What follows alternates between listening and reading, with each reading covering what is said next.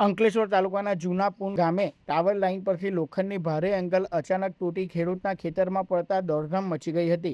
ખેડૂત અને કામદારો જ્યાં કામ કરી રહ્યા હતા ત્યાંથી માત્ર 5 થી 10 ફૂટના અંતરે એંગલ પડતા મોટી જાનહાનિ ટળી હતી. ઘટના બાદ ખેડૂતોમાં રોષ ફેલાયો છે.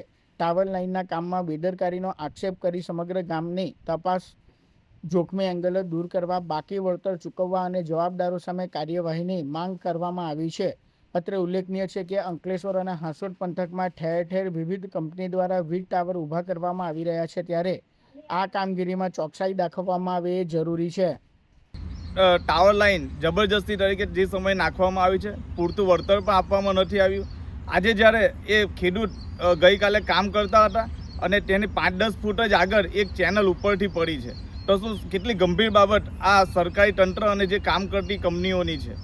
પાવર ગ્રીડ કંપની 765 કેવીની હાઈ ટેન્શન લાઇન છે, જે હજુ તો શરૂ નહીં થઈ અને ત્યાં ગંભીર બેદરકારી આ તંત્રની અને જે કામ કરનાર લોકોની છે. આ મોટી ચેનલ આપ જોઈ શકો છો જે જમીન નીચે છે, અને એ જમીન પાસે જ ખેડૂત 5 થી 10 ફૂટ નજીક કામ કરતા હતા ને ત્યાં પડે છે.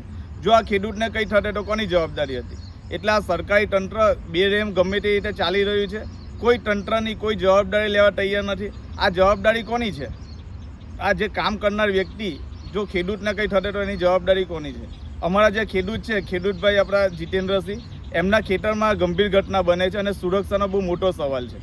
તો તંત્ર અને જે કામ કરતા વ્યક્તિને દરેક ટાવર લાઇન જે કામ થયું છે એને પાછી ચેક કરવામાં આવે, અને કંઈ પણ ખેડૂતને કાંઈ પણ થશે તો પાવર ગ્રીડ કંપની અને સરકારી તંત્રની જવાબદારી રહેશે. જય હિન્દ, જય ભારત.